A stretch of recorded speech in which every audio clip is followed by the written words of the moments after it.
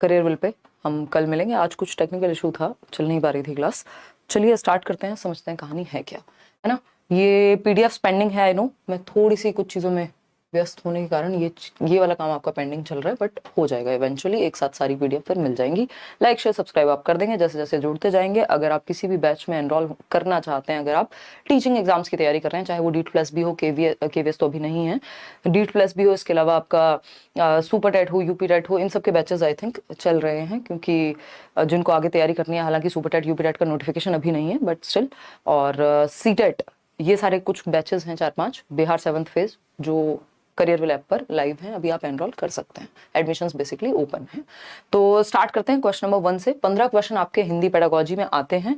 30 questions की हिंदी का जो सब्जेक्ट है आपका सीटेट पेपर 1 पेपर 2 दोनों में होता है, और जिसमें से 15 क्वेश्चन पेडागोजी के होते हैं। निश्चित रूप से 2 पैराग्राफ होते हैं, एक 9 नंबर का, दूसरा 6 नंबर का, या फिर 8 और 7 नंबर का, क्योंकि 15 नंबर का पैराग्राफ दोनों और बाकी के 15 नंबर में पेडागोजी। तो हम पेडागोजी डिस्कस करेंगे।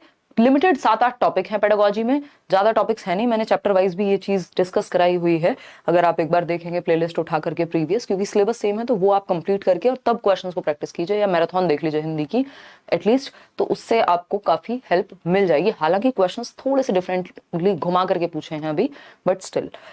तो समझते हैं कहानी है क्या। क्वेश्चन नंबर 1 से स्टार्ट करते हैं, समझेंगे।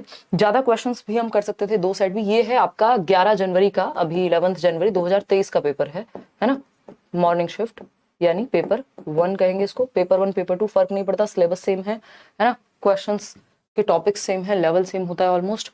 स्टार्ट करते हैं, समझते हैं। क्वेश्चन नंबर 1, शिक्षार्थी अपनी बुनियादी पठन कुशलताओं का निर्माण कर सकेंगे, इसके लिए एक शिक्षक द्वारा डैश शिक्षार्थियों को मदद करने की जरूरत है। बताइए, इसमें सब मिक्स्ड आंसर दे रहे हैं, और इसका जो बोर्ड का आंसर है वो भी बड़ा एकदम सही नहीं कहेंगे उसको, क्योंकि हो सकता है उसमें मिस्टेक रही हो, बट अगर हम लॉजिकली देखें तो सही नहीं है वो। तो इसमें सी 44% लोग कह रहे हैं, जो कि मैं भी सही मानती हूँ। बोर्ड ने इसको कह दिया है, जो ऑफिशियल आंसर की है उसमें बी है, बट फाइनली जब वो रिवाइज होकर के वेबसाइट पे डलेगी तो हो सकता है चीजों में सुधार हो जाए, है ना। चलिए, क्योंकि ये पॉसिबल नहीं है कि आंसर जो है बी हो जाए, किसी भी स्थिति में बी सही उत्तर नहीं हो सकता हमारी अपनी अंडरस्टैंडिंग के अनुसार। तो शिक्षार्थी अपनी बुनियादी पठन कुशलताओं का निर्माण कर सकेंगे, यानी बेसिक रीडिंग स्किल्स जो है उनकी वो डेवलप हो पाएंगी।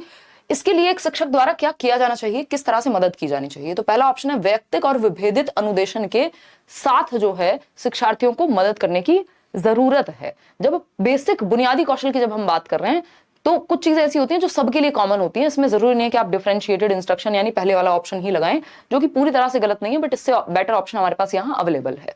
बी ऑप्शन पे आते हैं, कक्षा विशेष के सीखने के प्रतिफल को प्राप्त करने के लिए उन्हें मानक परीक्षण देने के माध्यम से।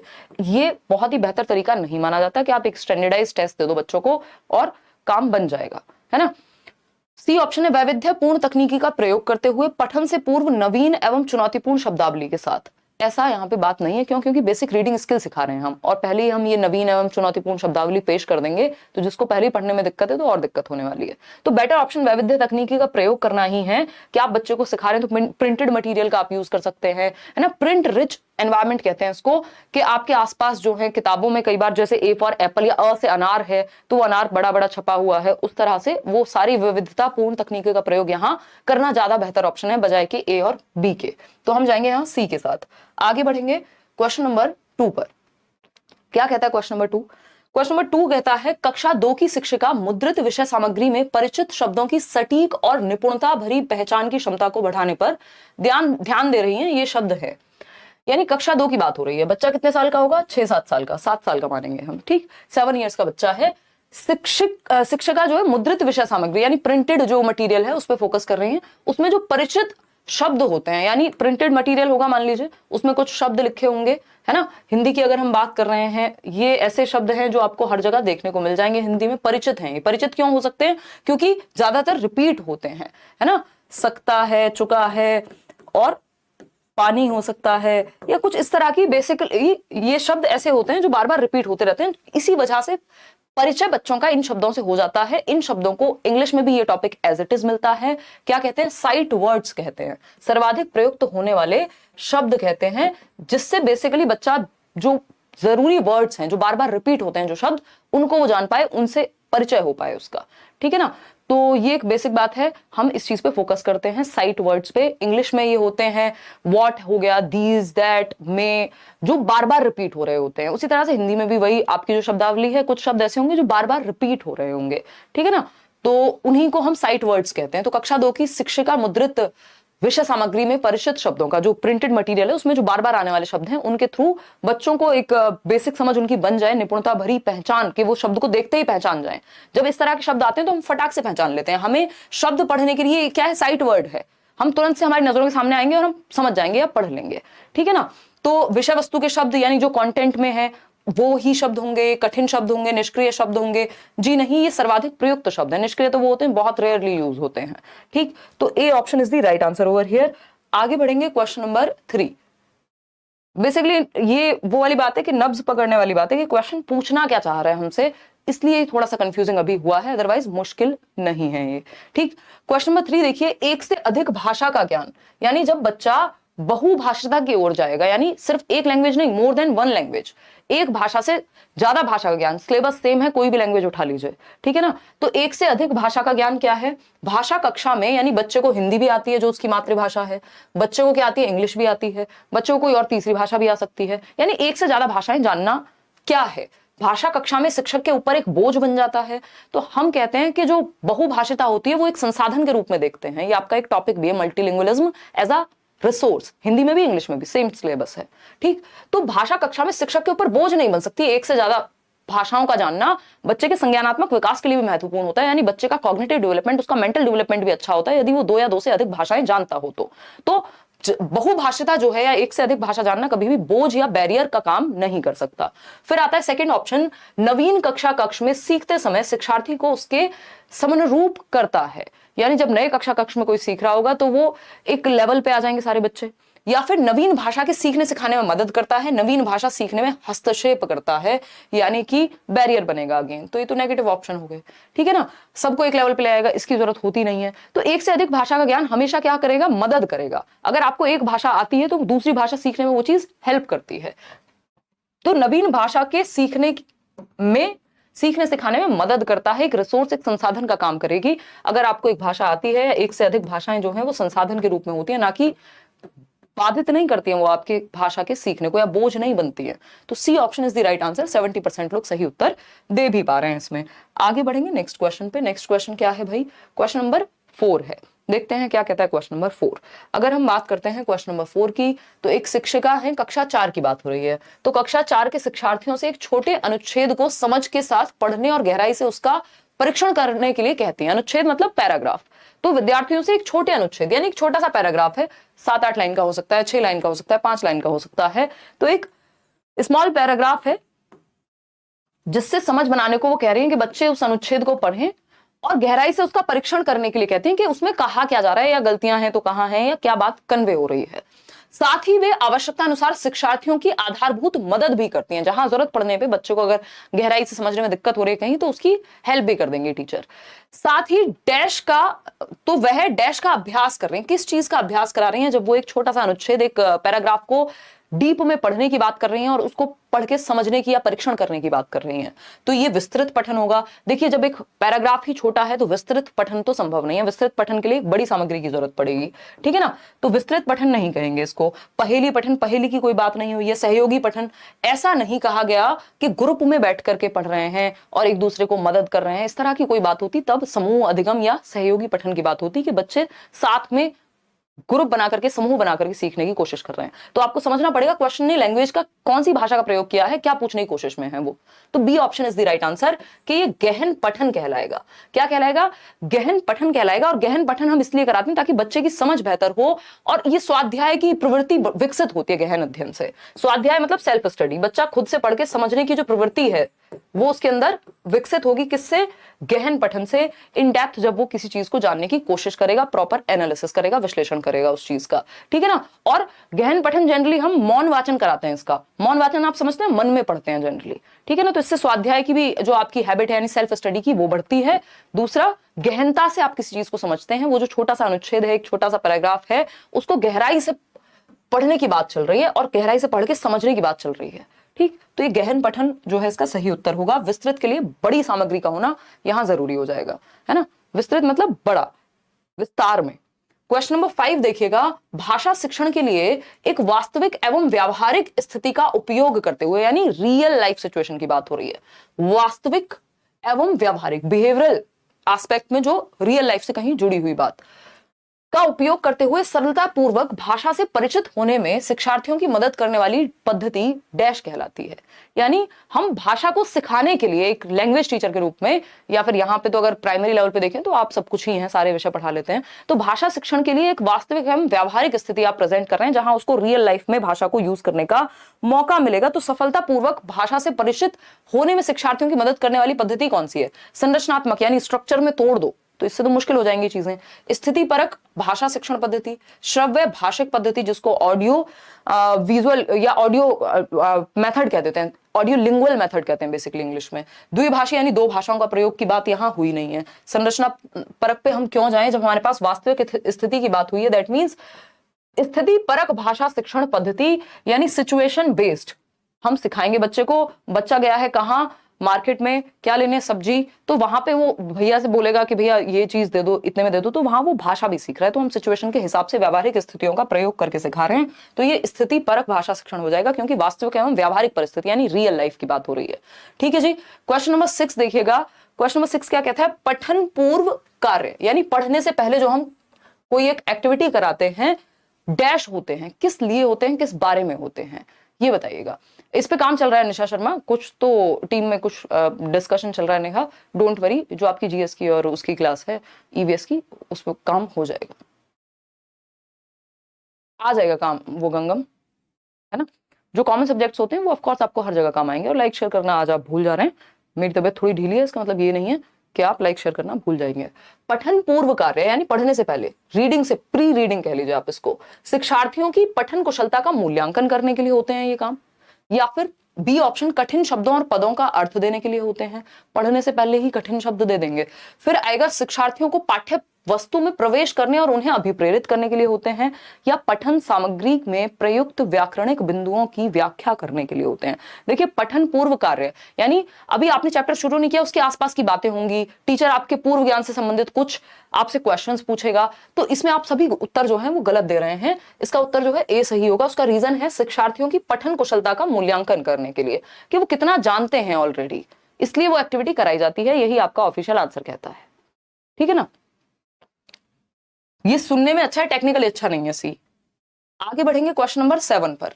प्रथम भाषा अर्जन में निम्नलिखित चरण होते हैं, यानी जब आप फर्स्ट लैंग्वेज एक्विजिशन करते हैं, एक होता है भाषा अर्जन, दूसरा होता है भाषा अधिगम। अधिगम में प्रॉपर एफर्ट लगेगा, स्कूल में जाके भी आप सीख सकते हैं, उसमें उसका व्याकरण हो सकता है भाषा अधिगम के समय। लेकिन अर्जन में जो आप अपने आसपास से, अपने परिवेश से अर्जित कर लेते हैं भाषा को बोलना, जब आप पहली बार सीख रहे होते हैं, उसके क्या स्टेप्स होते हैं। हिंदी में भी सेम है ये टॉपिक, इंग्लिश में भी सेम है ये टॉपिक, बताइएगा। ठीक है, बताइए फटाफट से। बी ऑप्शन 49% लोग कह रहे हैं। कूकना हमें सबको पता है कि कूइंग जो है ना, इसलिए हिंदी और इंग्लिश अलग नहीं है। आपको यहाँ पे ये समझना होगा, जो बेसिक आपसे पूछा जा रहा है वो सारा सिलेबस सेम है, एक एक पॉइंट सेम है हिंदी और इंग्लिश का सिलेबस का। कूकना यानी कूइंग जो है, जब बच्चा जो है किलकारी मारना या बेसिक जिस लैंग्वेज का, जिस उसके बोलने का, वो बस आवाजें निकालता है, उसका मतलब कुछ नहीं होता।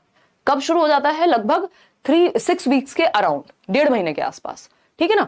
तो ये बात हम बहुत बार डिस्कस कर चुके हैं। मैंने पेडागोजी में जब हम सीडीपी बाल विकास पढ़ रहे थे तब भी आपको ये सारे स्टेप्स लिखवाए थे। आई थिंक पहली या दूसरी क्लास होगी, यूट्यूब वाली ही एक क्वेश्चन आया था उसमें। इसीलिए सीडीपी जो है आधार है, बेस है बाकी सब्जेक्ट की, पेडागोजी का भी। तो अगर हम बात कर रहे हैं कूकना, यहां भी सही है, यहां भी सही है, यहां भी सही है, यहां भी सही है।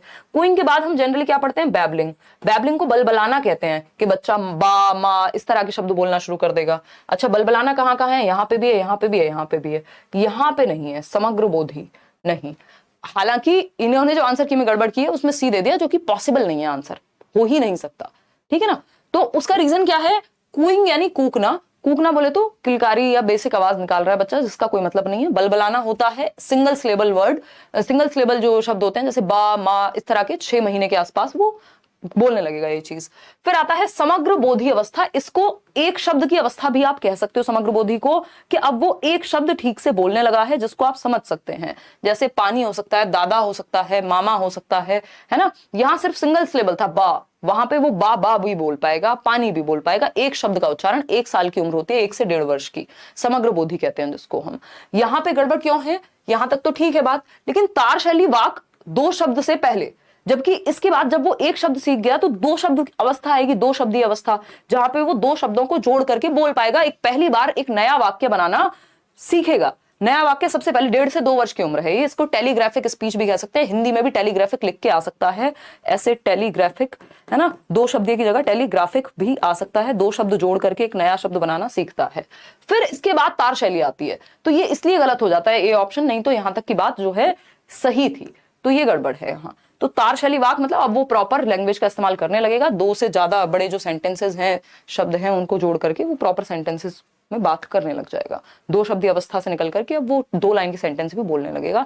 तो ये हुई आपकी बात, D option is the right answer over here. तो डी ही आपको सही उत्तर यहाँ मार्क करना है।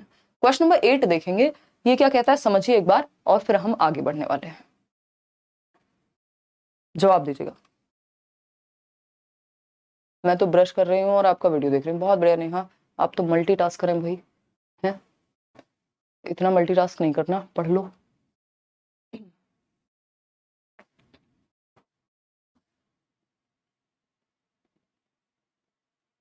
कहाँ दिक्कत आ रही है प्रियांशु, मैं समझ नहीं पा रही हूँ आपकी बात। सही उत्तर कौन सा होगा बता दिया ना अंशु, लास्ट वाला डी ऑप्शन। डी ऑप्शन हमें इसी को मार्क करना है, क्योंकि ऐसा हो सकता है कि एक आध क्वेश्चन में गलती हो जाए, तो अगली बार आंसर की में भी वो चीज रिवाइज हो जाती है। अदरवाइज आप उसमें क्वेश्चन भी नहीं उठा पाएंगे, उस क्वेश्चन को आप चैलेंज भी नहीं कर पाएंगे। हालांकि चैलेंज करने से कुछ खास होता भी नहीं है, बट प्रीवियसली ऐसा हुआ है कि एक बार गलत दे दिया, अगली बार सही दे दिया उत्तर, है ना। और अभी फाइनल आंसर की जो रिवाइज आंसर की आएगी, हो सकता है मतलब जब अपलोड करेंगे ये फाइनल वेबसाइट पे, तो उसमें चीजें ठीक भी हो जाए कुछ हद तक। तो 2-4 क्वेश्चन अगर ऐसा हो रहा है, तब भी हमें जो हमारा फैक्ट है, क्योंकि कुछ क्वेश्चन या तो ऐसे होते हैं, इसमें 2 तरह के क्वेश्चन हैं। कुछ क्वेश्चन ऐसे हैं जिन्होंने कसम खा ली है भैया इसका तो आंसर हम यही देंगे, तो उस केस में सिचुएशन चेंज हो जाती है। लेकिन ऐसे क्वेश्चंस में ये रेयर है, क्योंकि आज से पहले ये क्वेश्चन पूछा नहीं गया, तो इसमें हम गलत अगर आंसर मार्क कर लेंगे तो वो हमारे लिए गड़बड़ है। कल को ना तो हम उसे चैलेंज कर पाएंगे, और ना ही जरूरी नहीं है कि वो अगली बार भी गलती दे दें उत्तर। तो उस केस में हमें ऐसे क्वेश्चन में गलती नहीं करनी। कुछ क्वेश्चन ऐसे होते हैं जिनमें संभावना होती है 2 ऑप्शन सही होने की, यहाँ पे संभावना नहीं है, जो इससे पहले वाला क्वेश्चन हमने किया है।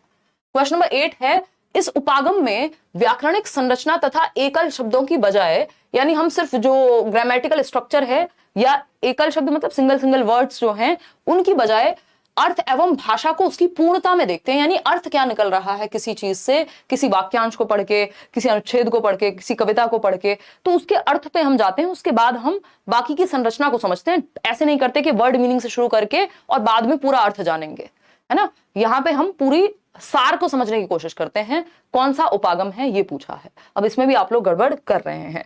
देखिए, ये होती है एक तो टॉप डाउन अप्रोच और एक होती है बॉटम अप, ठीक है ना, जिसको हम हिंदी में यहाँ पे टॉप डाउन और बॉटम अप अप्रोच कह सकते हैं। तो इस शीर्ष पाद को जो है टॉप डाउन कह सकते हैं, और ऊर्ध्वगामी जो है इसको बॉटम अप अप्रोच कहा जा सकता है। तो अब ये बात हमने बहुत बार डिस्कस की है, बस इन्होंने भाषा को जो है थोड़ा सा हेर फेर कर दिया भाषा में, कि जो ऊर्ध्वगामी उपागम है बॉटम अप, इसमें हम क्या करते हैं, एकल शब्दों पे फोकस करते हैं, व्याकरणिक संरचना पे फोकस करते हैं, फिर पैराग्राफ पे जाते हैं, यानी पहले वर्ड मीनिंग यानी शब्दार्थ समझेगा बच्चा, शब्दार्थ के बाद हम जाते हैं एक सेंटेंस पे, सेंटेंस यानी एक वाक्य, वाक्य के बाद अनुच्छेद, अनुच्छेद के बाद हम कहाँ जाते हैं, एक पूरे आपके जो स्टोरी है उस पे पहुंचते हैं। जबकि यहाँ बात हो रही है पूर्णता, सीधा अर्थ एवं भाषा को उसकी पूर्णता में, यानी एक कविता है तो उसको संपूर्ण रूप में पढ़ रहे हैं हम, उसके बाद उसके अर्थ पे जाएंगे, या उसके बाद उसके सेंटेंस पे जाएंगे, यानी उसके वाक्यों पे जाएंगे, फिर शब्द अर्थ पे जाएंगे। तो ये टॉप डाउन अप्रोच हो गई, जो एज अ होल देखती है, जो एज अ होल या पूर्णता में देखती है किसी चीज को। तो यहाँ पे बॉटम से अप नहीं, अप से बॉटम जाएंगे, या टॉप से डाउन की तरफ जाते हैं। इसको शीर्ष पाद कह सकते हैं, या ये कई बार अधोगामी भी लिख देते हैं, हिंदी में कई नाम हो सकते हैं, ठीक है ना। चलिए खैर आगे बढ़ते हैं। ये निगमनात्मक नहीं हो सकता, क्योंकि निगमनात्मक जो है वो पूर्णता की ओर की बात नहीं करेगा, वो नियम से किसकी ओर, उदाहरण की ओर बात करेगा। तो भाषा बदल जाएगी, पूछने की जो शैली है वो बदल जाएगी। अगर निगमनात्मक पूछेगा तो आपसे ये नहीं पूछेगा, लैंग्वेज चेंज हो जाएगी ऊपर, ठीक है ना। एकीकृत उपागम की यहाँ कोई बात नहीं है, क्योंकि कुछ जोड़ के किसी के साथ ऐसी कुछ बात इन्होंने की नहीं है। क्वेश्चन नंबर 9 देखिएगा फटाफट से, क्या कहता है क्वेश्चन नंबर 9। ये आपको 2-4-6 सेशन प्रैक्टिस करने पड़ेंगे हिंदी के साथ में मेरे, अपने आप तो आप कितनी भी प्रैक्टिस कर लीजिए, उसके बाद ही एक समझ विकसित होगी कि अब इनका जो पूछने का लहजा है वो कैसे बदला है। आज के सेशन में दिक्कत आ सकती है कई लोगों को, क्योंकि हल्का सा इन्होंने पैटर्न ही बदल दिया पूरा हिंदी पूछने का, या लैंग्वेज की पेडागोजी। इंग्लिश में दिक्कत उतनी नहीं होगी जितनी हिंदी में हो जाएगी अभी, क्योंकि कंफ्यूजन इन्होंने क्रिएट की है। उसका रीजन है एज इट इज ट्रांसलेशन को जो है छाप के दे दिया, मतलब ट्रांसलेशन नहीं करना था, जबकि जैसे पहले क्वेश्चंस पूछे जाते थे ऑफलाइन में वो सही तरीका था, क्योंकि वो हिंदी के प्रॉपरली डेडिकेटेड क्वेश्चंस बनते थे। अभी मुझे तो देख के यही लग रहा है कि प्योर ट्रांसलेशन है, ठीक है ना। तो एक बार मैराथन वगैरह भी देख लो तो थोड़ा इजी हो जाएंगी चीजें। क्वेश्चन नंबर 9 है, एक शिक्षक डैश के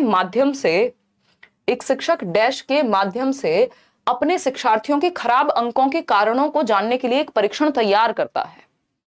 यानी खराब अंकों के कारणों को जानने के लिए, यानी जो खराब प्रदर्शन है बच्चों का, या ठीक से वो मार्क्स नहीं ला पा रहे हैं या फेल हो रहे हैं मान लीजिए बहुत सारे बच्चे, तो क्या जानने की कोशिश करेगा टीचर? पहले कारण जानने की कोशिश करेगा कि भाई रीजन क्या है, बच्चे फेल क्यों हो रहे हैं या खराब अंक क्यों ला रहे हैं। क्योंकि शिक्षार्थियों की बात हुई है, सिर्फ एक बच्चे की बात नहीं हुई है, एक बच्चे की भी बात होती है। सबसे पहले आप कारण जानने की बात करते हैं। अब इसमें पता नहीं वो आंसर की कहां से प्रकट हुई है, इसमें भी इन्होंने गलत उत्तर दिया हुआ है, जबकि इतनी बार रिपीटेड क्वेश्चन है, इसमें गलत उत्तर देने का बनता भी नहीं है। जब आप कारण जानते हैं तो वो निदानात्मक परीक्षण कहलाता है ना। इन्होंने दे दिया निपुणता परीक्षण, जो कि संभव नहीं है, पॉसिबल ही नहीं है। मास्टरी नहीं देख रहे हैं हम बच्चे की कि कितनी उसको मास्टरी हासिल है, मास्टरी वाला टेस्ट नहीं है ये। जब आप खराब अंक पहले से ही पता है कि खराब प्रदर्शन है, तो फिर मास्टरी किस बात की। तो खराब प्रदर्शन जो है या खराब अंक जो है, उनके पीछे का कारण जानने की बात हो रही है। उसके लिए जो परीक्षण लिया जाता है हमेशा हमेशा हमेशा ऑलवेज, क्या? डायग्नोस्टिक टेस्ट, जिसको हिंदी में निदानात्मक परीक्षण कहते हैं। हिंदी में भी आता है ये क्वेश्चन, इंग्लिश में भी आता है ये क्वेश्चन, ये आपका ईवीएस में भी पूछा जा सकता है जरूरत पड़ने पे, और सीडीपी में भी आता है। तो निदानात्मक मतलब डायग्नोस्टिक, डायग्नोज करते हैं। जैसे आपका डॉक्टर अगर आपको 4 दिन से बुखार है, सीधा दवाई नहीं दे देगा कि 15 दिन से बुखार है और सीधा दवाई ले लो। वो डायग्नोज करने की कोशिश करता है, टेस्ट कराएगा, आप लैब में जाएंगे, है ना, सैंपल, ब्लड सैंपल लिया जाएगा, फिर पता किया जाएगा क्या बीमारी है, फिर उसके बाद इलाज किया जाएगा। तो ऐसे ही पहले निदान किया जाता है, पता लगाया जाता है कारण का, उसके बाद उपचारात्मक शिक्षण दिया जाता है। तो निदानात्मक के बाद हमेशा उपचारात्मक शिक्षण की बात निदानात्मक के बाद होती है। क्यों? क्योंकि हमें अगर रेमेडियल टीचिंग देनी है तो पहले हम डायग्नोज करेंगे, पहले हम पता लगाएंगे कि समस्या है कहां, ठीक है ना। अगर बिना टेस्ट कराए भी डॉक्टर दवाई देता है तब भी वो आपसे लक्षण पूछेगा कि ठंड लग रही है या नहीं लग रही है, वो भी डायग्नोज करना है एक तरह का, ठीक है ना। उपलब्धि परीक्षण होता है कि आपको ये जानना है, अचीवमेंट टेस्ट, कि कितना हद तक बच्चों को आता है जो आपने कराया है। जबकि यहां खराब अंक का पहले से पता है हमें कि उपलब्धि कितनी है, खराब है, उसका कारण जानने की बात हो रही है। अभिक्षमता परीक्षण होता है एप्टीट्यूड टेस्ट, कि आप किस क्षेत्र विशेष में अच्छा कर सकते हैं। आप स्पोर्ट्स में अच्छे हैं, आप किसी और चीज में अच्छे हैं, आप गाने में अच्छे हैं, तो उसके लिए एप्टीट्यूड टेस्ट लिया जाता है, किसी स्किल या किसी कौशल को जांचने के लिए। तो एक ही मात्र ऑप्शन है जो यहाँ सही है, वो है ए ऑप्शन। इसी को हमें समझना है और यही सही उत्तर है, ठीक। क्वेश्चन नंबर 10 देखिएगा। क्वेश्चन नंबर 10 क्या कहता है? क्वेश्चन नंबर 10 कहता है, एक बच्चा जोड़े में मतलब पेयर, 2 बच्चे होंगे, और समूह में, यानी जब उसको पेयर के साथ, यानी 2 बच्चे जब साथ में काम करते हैं तब भी वो अच्छा काम करता है। समूह में यानी एक ग्रुप में भी वो सक्रिय भूमिका यानी एक्टिवली पार्टिसिपेट करता है, लेकिन लिखित परीक्षा में अच्छे अंक नहीं लेके आ पाता। मतलब जब बात लिखित परीक्षा की आती है तो whatever may the reason be, कोई भी रीजन हो सकता है इस चीज का, बट हमें नहीं पता, उसके अंक अच्छे नहीं आते जब लिखित परीक्षा की बात होती है। जब उसको हम ग्रुप में कोई वाद विवाद परीक्षा में कोई चर्चा करनी हो या कोई भी हम उसको टास्क देते हैं तो वो कर लेता है, लेकिन लिखित परीक्षा में अच्छे अंक नहीं ला पाता। एक शिक्षक के रूप में आप शिक्षार्थी की मदद कर सकते हैं। कैसे हेल्प करेंगे भाई? पहला ऑप्शन है उसकी सामाजिक अंतःक्रिया की प्रशंसा करते हुए। तो इस प्रशंसा से उसकी लेखन कौशल जो है अच्छा हो जाएगा? नहीं हो सकता, तो ये तो इलॉजिकल बात हो गई। बच्चे के माता पिता को यह स्पष्ट करते हुए कि लेखन में उसकी कोई रुचि नहीं है। मतलब आपने सॉल्यूशन तो निकाला नहीं, एज अ टीचर आप हमेशा सॉल्यूशन निकालने की बात करते हैं। यहाँ आप कह रहे हैं पिताजी को बता देंगे, माताजी को बता देंगे, बच्चे की रुचि नहीं है, घर ले जाओ इसको, है ना, कोई सेंस है इस बात का? नहीं है। फिर आता है सी ऑप्शन, माता पिता से यह अनुरोध करते हुए कि वह उसकी पढ़ाई में मदद करें। तो हमने कैसे अज्यूम कर लिया कि माँ बाप जो है वो पढ़ाई में मदद नहीं कर रहे हैं, बिना हमें पता हुए, बिना हमने कारण जाने, बिना कुछ हमें पता है, और हम कह रहे हैं माता पिता की गड़बड़ है, लिख नहीं पा रहा बच्चा, है ना। तो ये बहुत ही ऐसी अंधविश्वासी वाली बात हो गई। डी ऑप्शन ही एकमात्र सही उत्तर बचता है, उसको नियमित परीक्षण देते हुए ताकि वह सुधार कर सके। अब इसका भी कोई और ऑप्शन बेटर हो सकता था, बट इन 4 ऑप्शंस में से हमारे पास एक ही उत्तर है जो थोड़ा सा बेटर है या बाकियों से अलग है, एलिमिनेट करने के बाद बचता है, और सही उत्तर भी यही है, आपका ऑफिशियल भी यही है। उसको नियमित परीक्षण देते हुए ताकि वह सुधार कर सके। बेसिकली सिर्फ परीक्षण नहीं दे रहे होंगे आप यहाँ पे, जब ऐसा यहाँ हो सकता है या अज्यूम किया जा सकता है, माना जा सकता है कि बच्चे को लिखने के मौके कम मिल रहे हों, या फिर अगर उसको उस तरह के मौके दिए जाएं, उस पर वो काम करे तो वो चीज बेटर हो जाएगी और वो परीक्षण भी दिए जाएंगे उस चीज में और आपकी भी हेल्प लगेगी। अब इसको और अच्छे तरीके से ये लिख सकते थे, बट यही हमारे पास एकमात्र बेहतर ऑप्शन है इन 4 ऑप्शंस में से, नंबर हमें यही दिलाएगा।